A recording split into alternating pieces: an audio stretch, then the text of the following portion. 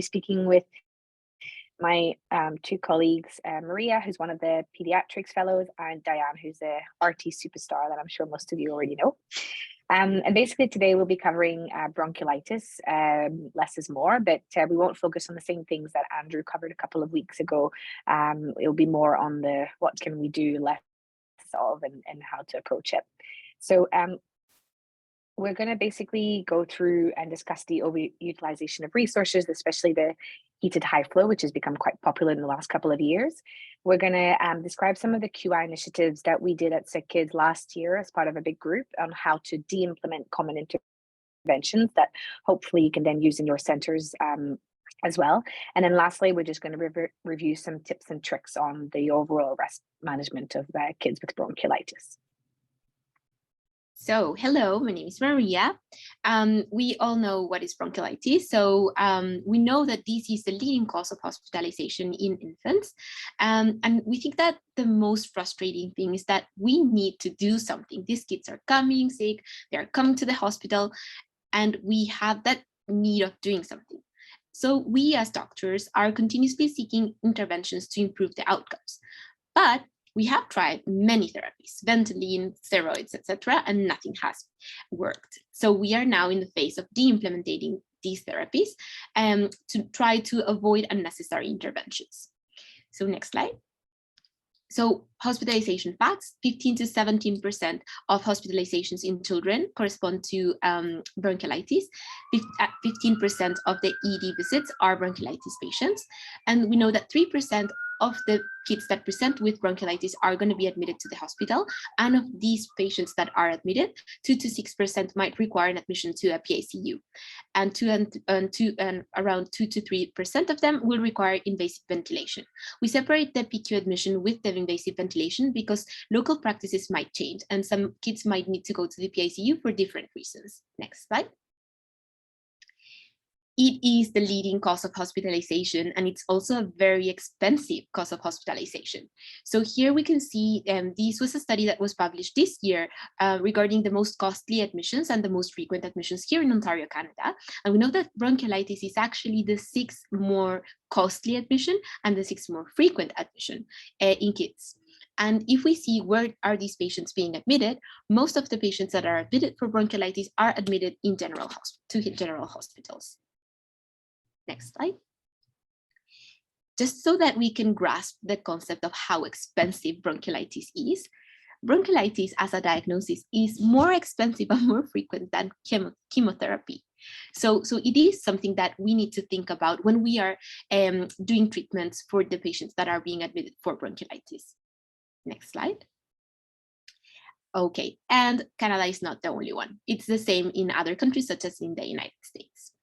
So we do have guidelines that tell us how should we be managing patients with bronchiolitis. This is the CPS statement that we probably have all read. So I want to, next slide, I want to discuss just like the main recommendations. So we know that what is useful for bronchiolitis is oxygen and hydration. Those are the two mainstays of the treatment of patients that are coming in with bronchiolitis. With regards to the investigations, there are some cases where we might consider using a chest X-ray, doing NP swabs, getting more investigations, but it's only in a handful of patients. Next slide. There are guidelines that have been published all over the world. This is adapted from a paper that was published this year from Lancet.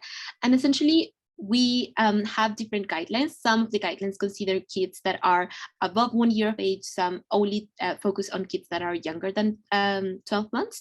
But essentially, most of the guidelines agree that X-rays, CBCs, blood cultures, and gases and viral testing are not routinely recommended.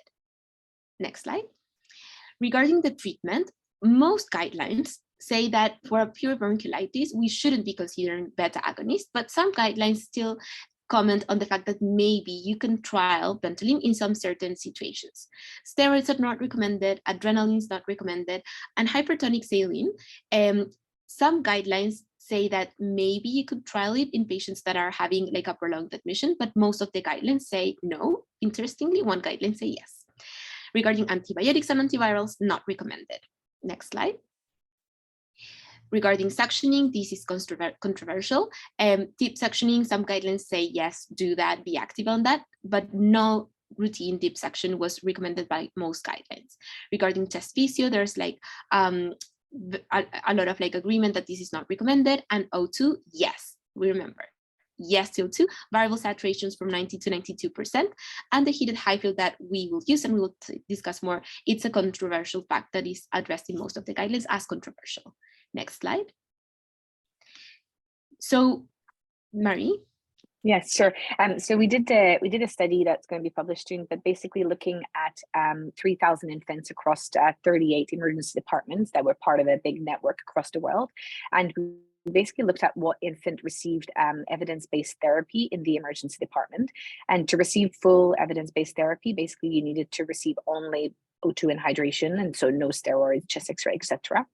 And out of the whole cohort, only 52% did not receive the full evidence-based management. And what was really interesting is that it sounds like in Canada and the US, we're a lot more keen to give things and prescribe things for patients compared to the UK and Australia. And because a patient would be 87% less likely to receive full evidence-based management if they presented in North America versus other countries. And then what I think is really important to remember is that if a patient received full evidence-based management, so only oxygen and hydration, etc., as needed, then their odds of hospitalization are actually 23% lower. And that's consistent with other studies that have demonstrated that if we do chest X-ray, then that leads to more admissions and more antibiotics, etc. So why? That's the bronchiolitis conundrum, right? We all see tons of bronchiolitis. The treatment is easy: hydration, oxygen, wait and see. We all know how to treat bronchiolitis, but then why do we engage into practices that are not supported by evidence-based medicine? Next slide. I want to go back to this table from the CPS statement. So this table says that there are particular patients in which you would want to actually get an X-ray, for example.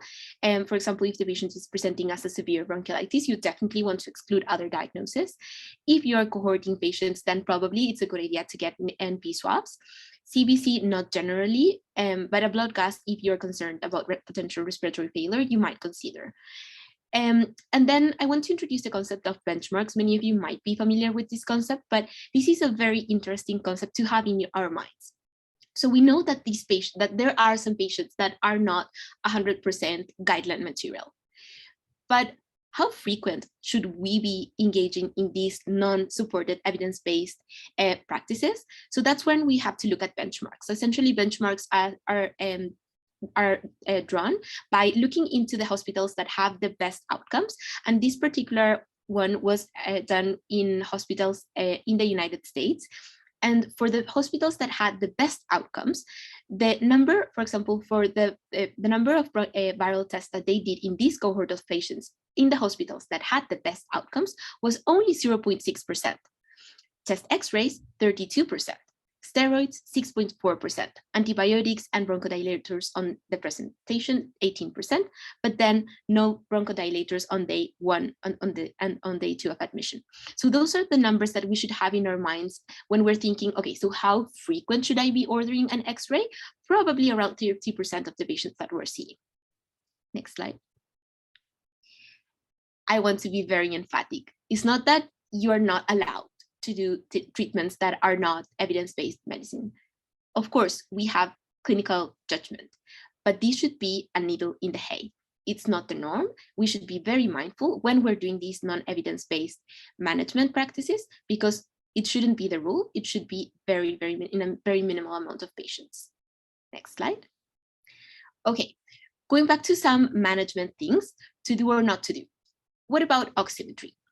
So what does the evidence say? That most recent evidence is actually showing us that patients that are stable, maybe still requiring oxygen, but stable, are okay with intermittent oxygen monitoring and do not need continuous monitoring.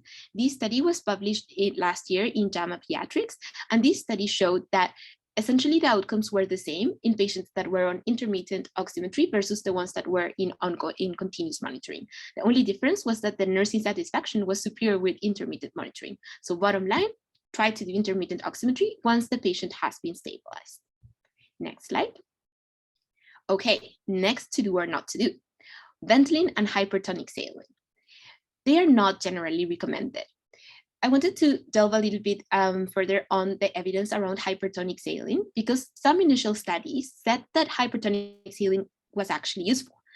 But when we look more critically into these papers, this research, we see that there was substantial statistical heterogeneity in the length of stay in the different studies. Some patients had longer length of stay, and it was in those particular populations where they found better results. So if you pull the data, there are insufficient subjects, and there is significant heterogeneity in the length of stay to recommend hypertonic saline as a standard in the bronchiolitis management. So that's why we shouldn't be using hypertonic saline as part of our regular treatment. And then with Ventolin, we know that there's a hazy population. Most of the studies that reviewed Ventolin in bronchiolitis patients did not include severe patients. And most of the studies say that Ventolin is not useful for the first presentation of bronchiolitis. So we shouldn't be using Ventolin in that type of patient, in the one that is presenting for the first time with what we call bronchiolitis. But we know that there are a couple of patients when we might be tempted to try, because this might be the second, the third episode.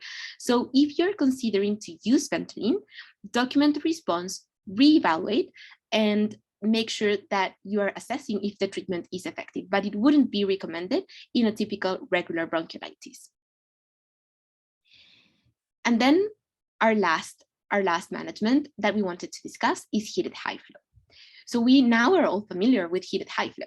We have seen a dramatic increase over the last 10 years. I just pulled out this work that was done in the United States in one center, but you can see the increase is very steep in the last years. And this is probably what we would see in many different places. Next slide. And then I wanted to bring in this other article that discusses the trends in the bronchiolitis in ICU and ICU admissions between 2010 and 2019. So the initial premise was that by using heated high flow, we would be avoiding PICU admissions and we would be avoiding intubations. So this article is very interesting, because what this article shows us is that essentially patients are being admitted more to PICU. That's what we see on the left. But then what we see on the right, the dark gray is invasive ventilation. Invasive ventilation has remained the same. There has not been a significant decrease in patients requiring intubation. The light gray that we see there are non-invasive ventilation, and that has dramatically increased.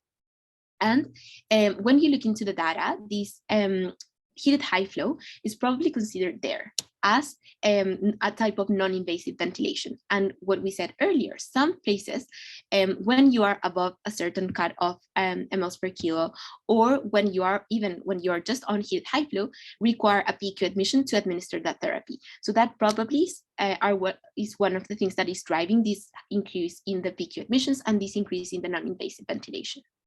Next slide. So what does the evidence today says about heated high flow? So we know it's safe. We know it's a safe therapy to use, but we know that it should be used as a rescue therapy when low flow oxygen fails. So there are two important articles that tested these two strategies. One strategy was starting a kid on that was having mild to moderate bronchiolitis on low flow oxygen, and the other strategy was starting the patient on heated high flow in a patient that was having a mild to moderate bronchiolitis. These were two non-inferiority trials. And what these two studies showed is that in a non-inferiority trial of a strategy where you started when you were on one group, starting them on low flow oxygen, and then when they failed, you were starting them on heated high flow, versus the other group where you were starting on heated high flow right away, there was no difference in the two groups. So in the first group where you were starting in low flow, you had 30% of patients that failed the low flow and required heated high flow, and they were very stable and they responded well to heated high flow. In the group where you started right away with heated high flow, there was no difference. Of course, you had less failure because you were essentially putting everyone in heated high flow right away. There was no significant difference in the length of stay, PQ transfers, there were no differences. Probably the only difference, if you added a cost analysis, is that the heated high flow is actually more expensive. So these two strategies are non-inferior.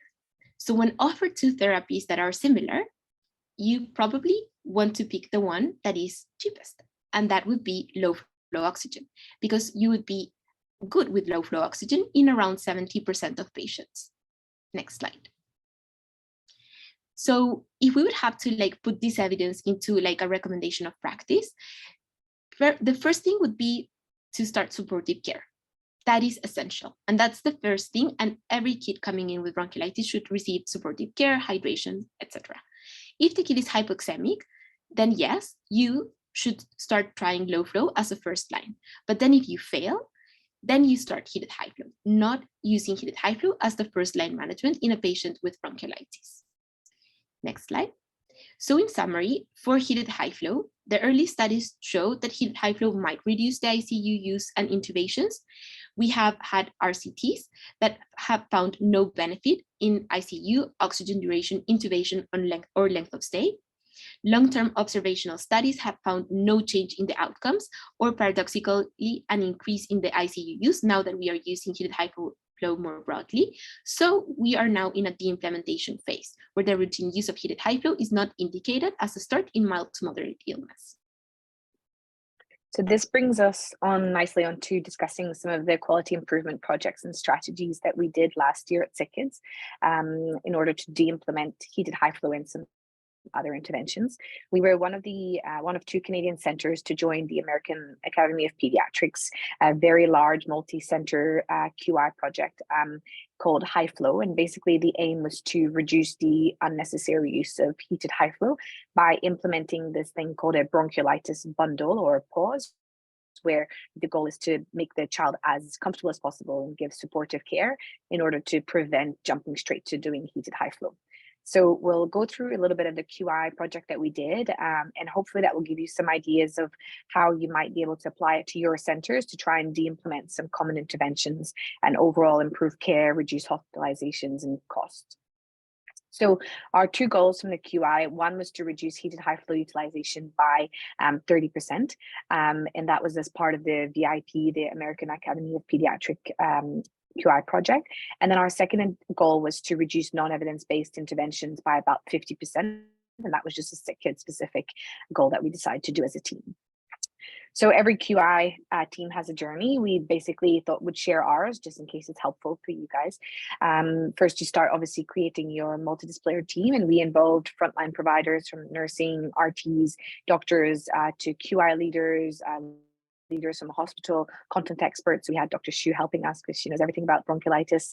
And then we had people from the ICU, from the wards, and from Emerge all working together.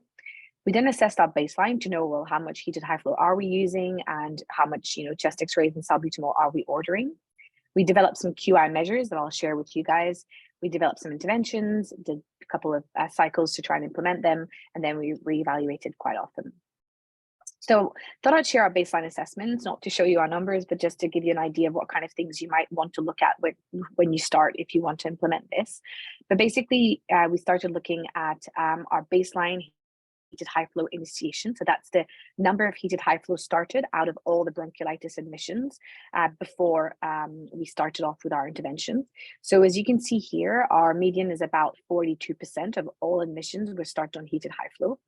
And I must say that one of the kind of limitations for us in this project is that it didn't include any of the transfers, and more than 1/3 of all of our bronchiolitis admissions are transfers from the community, and also didn't include complex medical patients. And for them, any cardiac or respiratory illnesses is counted as complex, so that excluded a lot of the population that we have.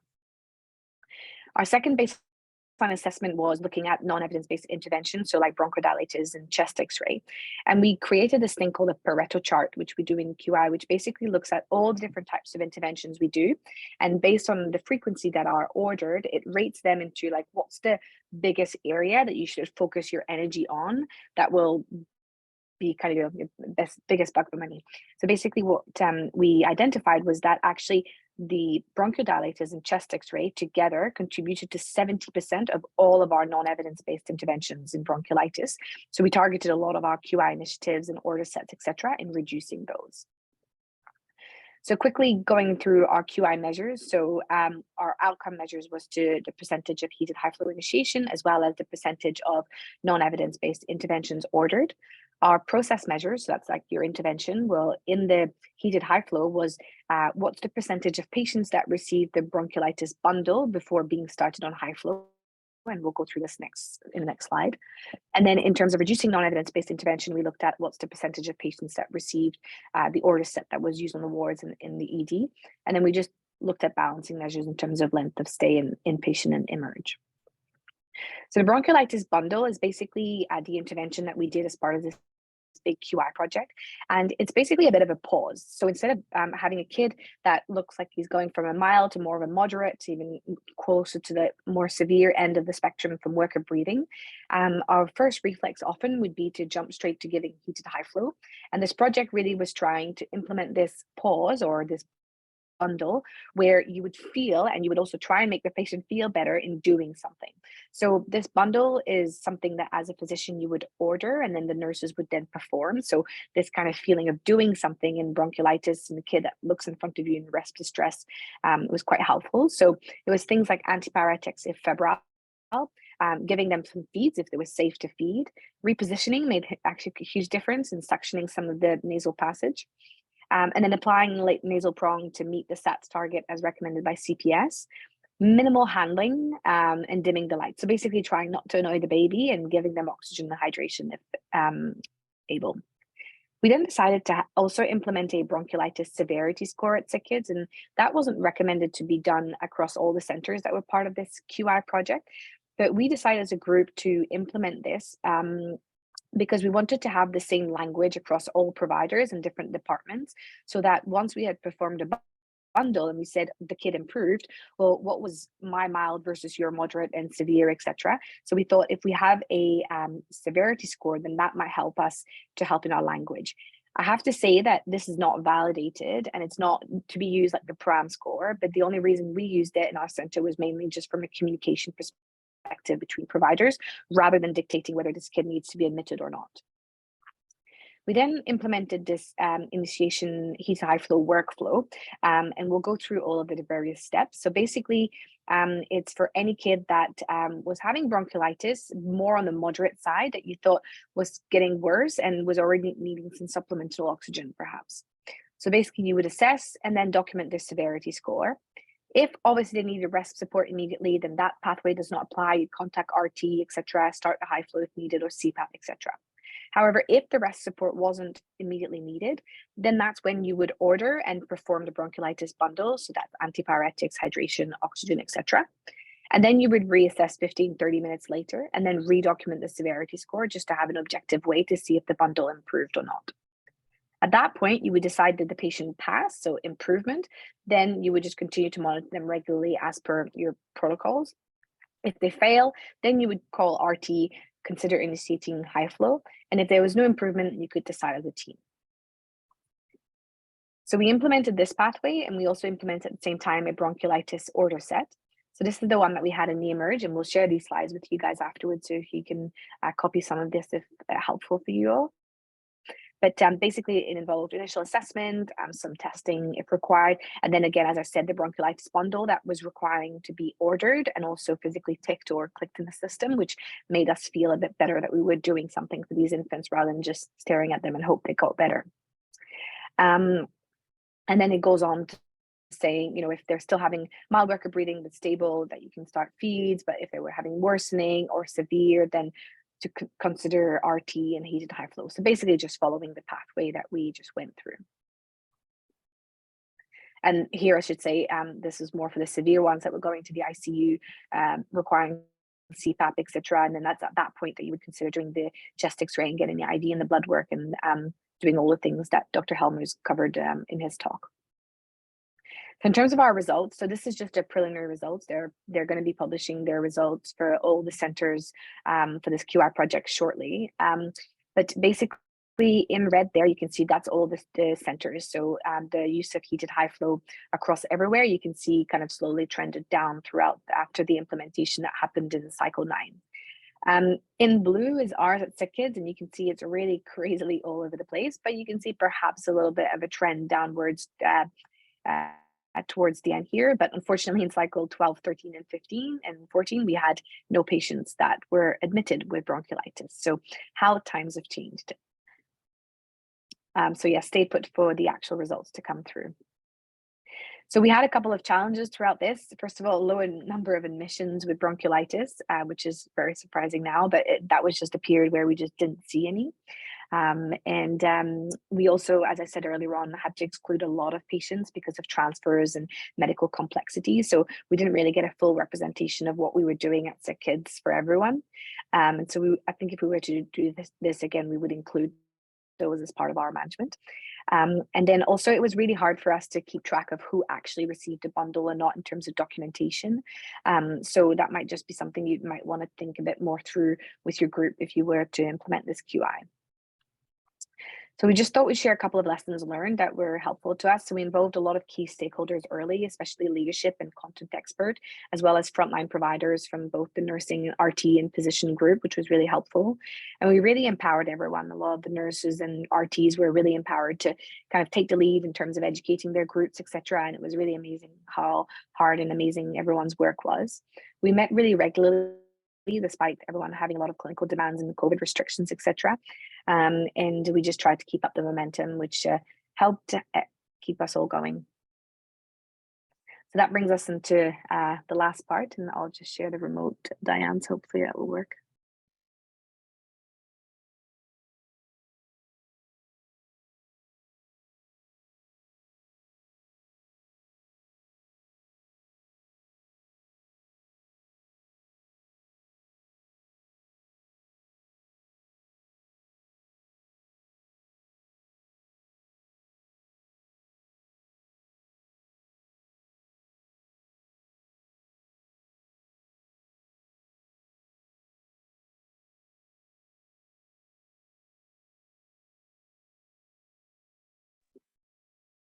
Are you okay? Do you want me to advance? Sorry then? about that. I don't know. I could not unmute. Sorry about that, everyone.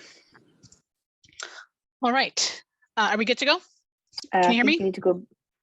Yeah, we can hear you. Okay, great. So thanks, everyone. I'm Diane Soros. I'm one of the clinical specialists for respiratory therapy here at Sick Kids.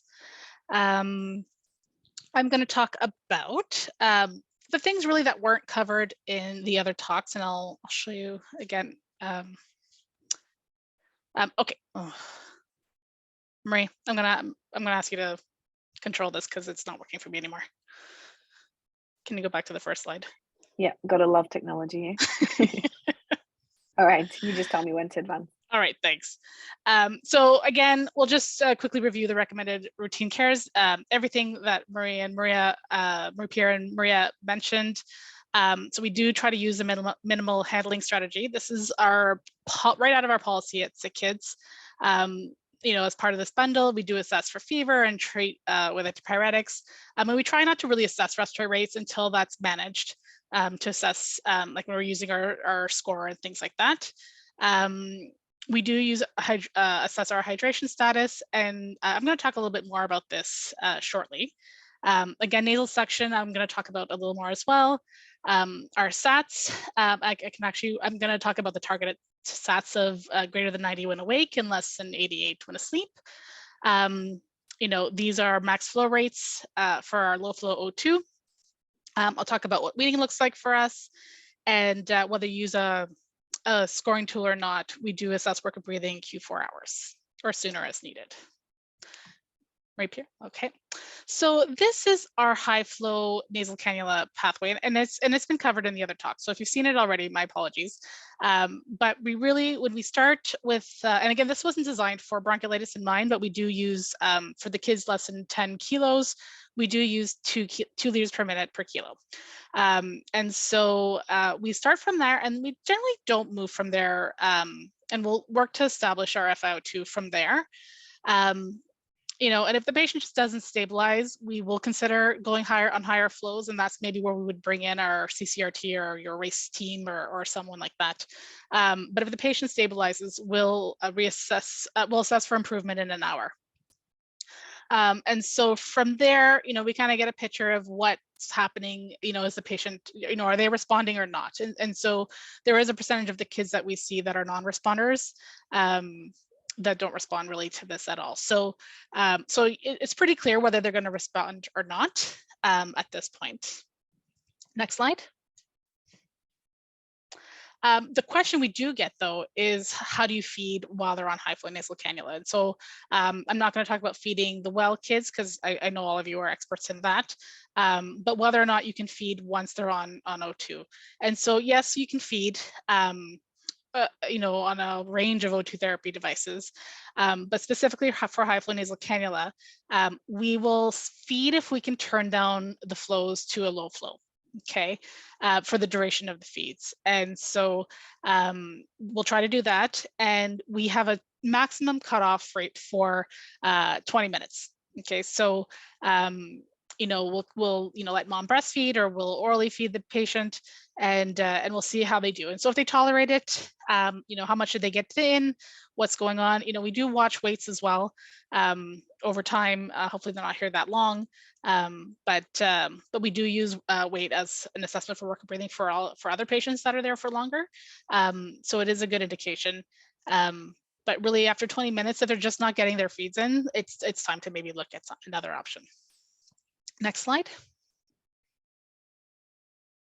And this is how we wean. And so we do have a specific bronchiolitis weaning pathway, in the sense that we don't wean our flows. We leave them at 2 liters, and we'll wean our FiO2 all the way down to room air. We wean Q 12 hours or Q shift initially, and then once they have a successful wean, we'll start to wean every 4 hours. And here you'll see that the SATs are greater than 92. Again, this policy isn't specific to bronchiolitis, but this pathway is. And so, and I know this has been a question in other talks about whether, what's going on with this 88 with a sleep. And so typically when we look at those SATs, those are usually for emerge when we're deciding therapy or not, or whether we're sending them home or not. And these are generally the well kids, right? So, a kid who's SATing 88, who's sleeping well and settled and resting, is very different than a kid who's SATing 88 and completely distressed.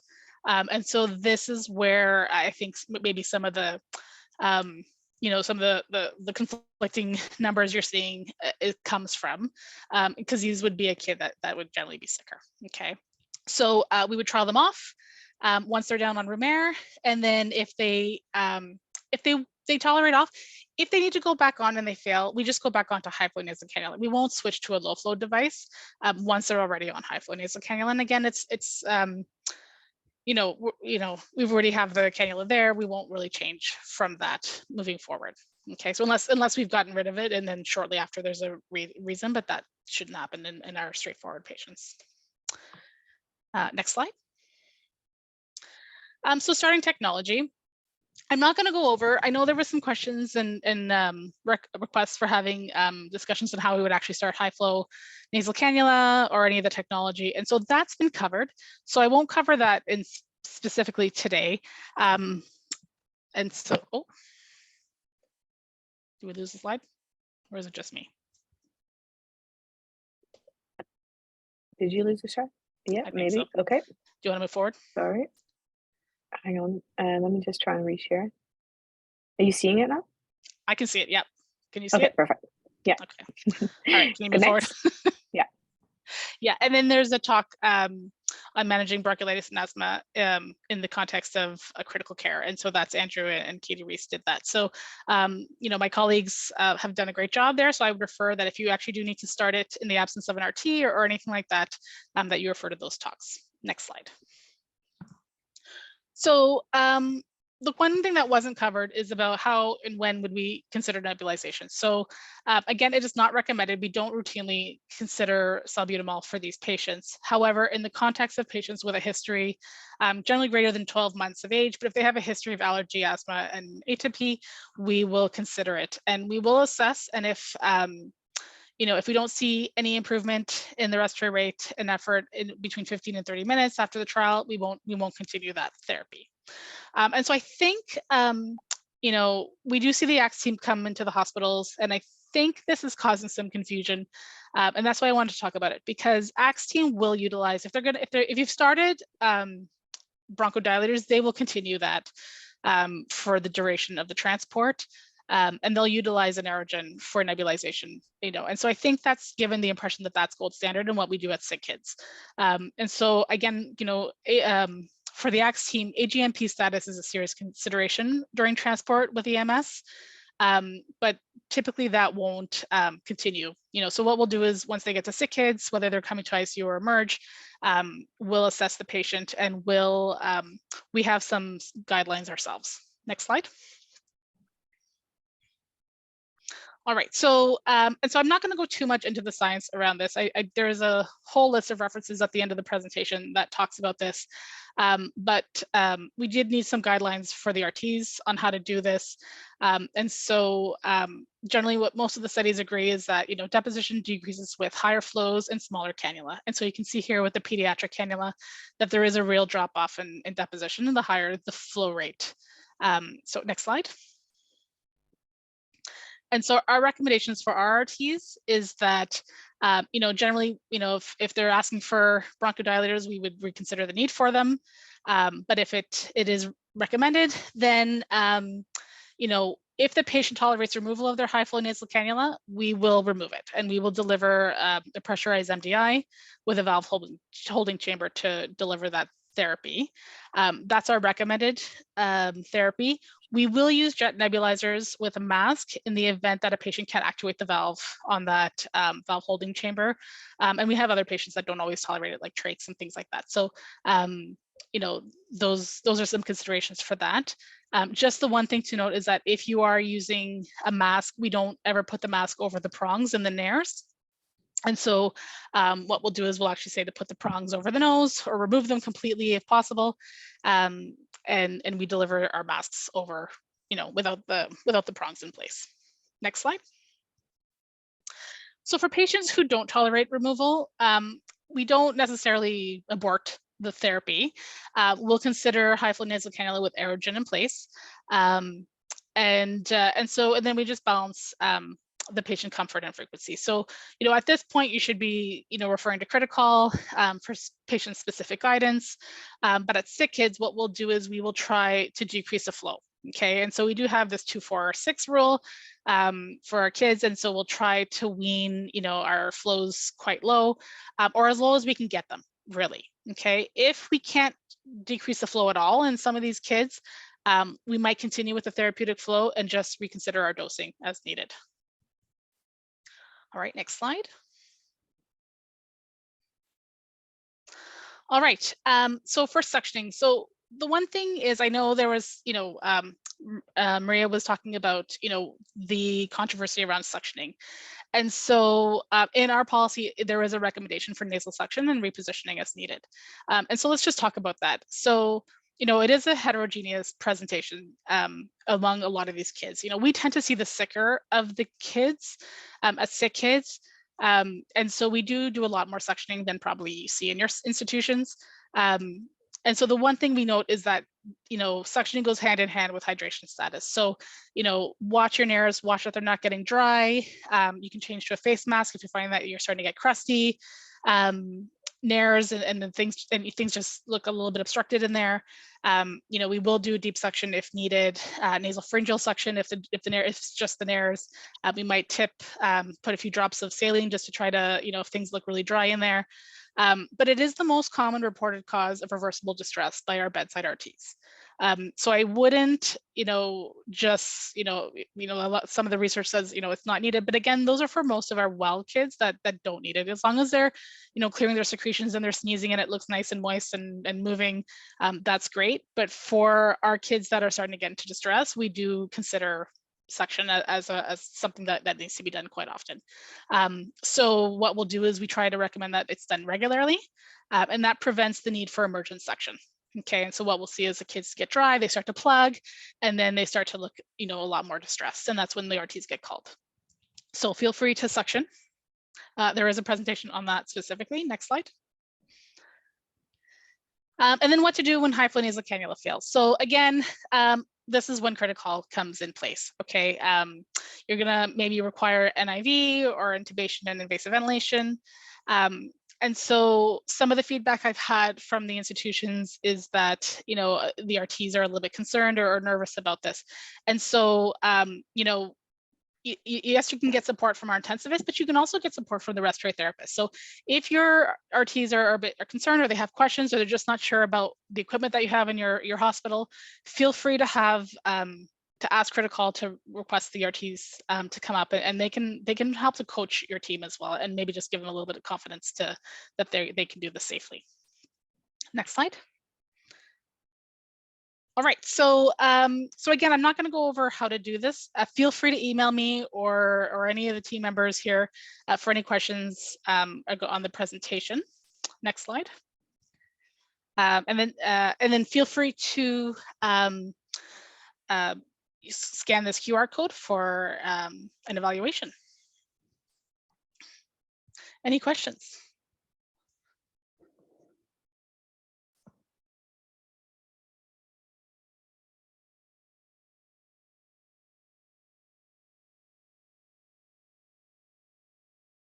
No questions?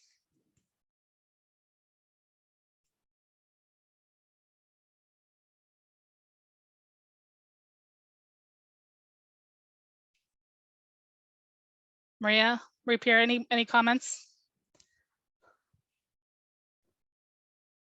No, I don't think so. I think we're good. I'm happy that you have for our presentation. That's a good question. Wean or not to wean? Yeah, hi Sarah, that's probably for me. So the question is, just to clarify, don't need to wean high flow rates, just try off. Yeah, so once, if you've gone higher than the 2 liters, you can wean back down to 2 liters. But once we generally don't wean below the 2 liters. We wean the FiO2 down to room air. And then once they're down to room air, they're generally do well off. It's an indication that the inflammation is reversed.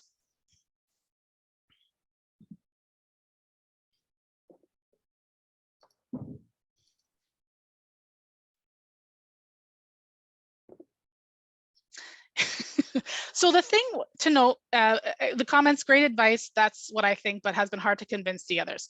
So,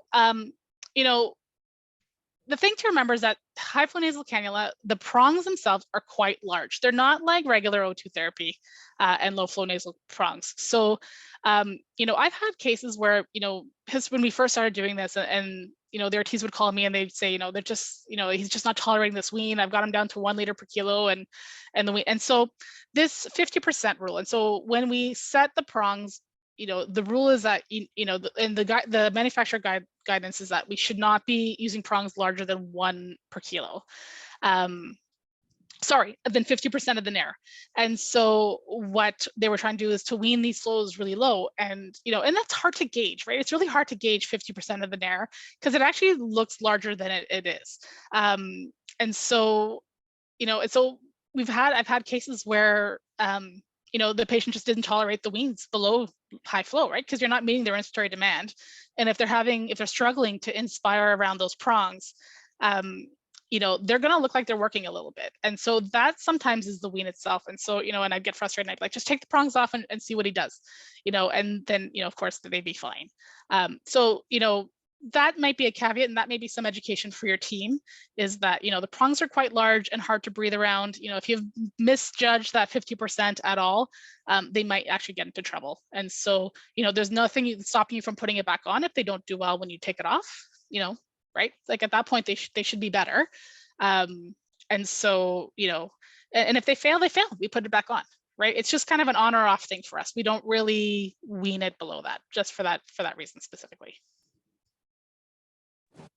Thanks, that's great to hear. Because sometimes I even find, it must be that prong thing, they're in some oxygen and people want to wean it and all this stuff. But if you just take it off, you find that they're losing their mind. So you take it off and they're actually fine in room air. And so there's a little bit of an art to it. I think people, once they start it, they're afraid to stop it, or they're, you know, they don't have good, you know, the timing of stopping it varies with comfort level, and people get scared.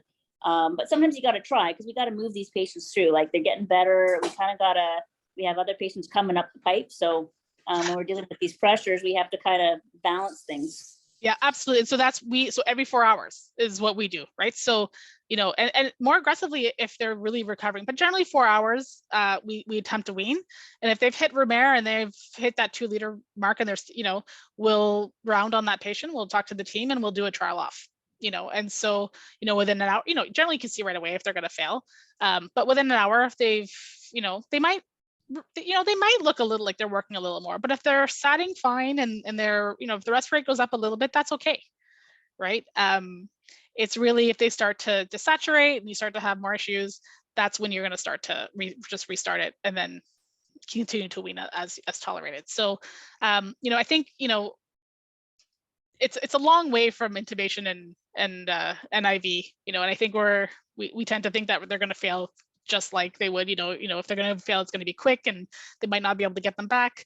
But in the bronchiolitis patients, we see the same issue, Sarah. I don't think it's, you know, individual to your institution. I think, you know, change is hard. You know, when taking things away is harder than adding them in these kids. Thanks for the comment. All right, so I think we're good. Stephanie, is there anything else you see there? No, there's nothing else in the chat.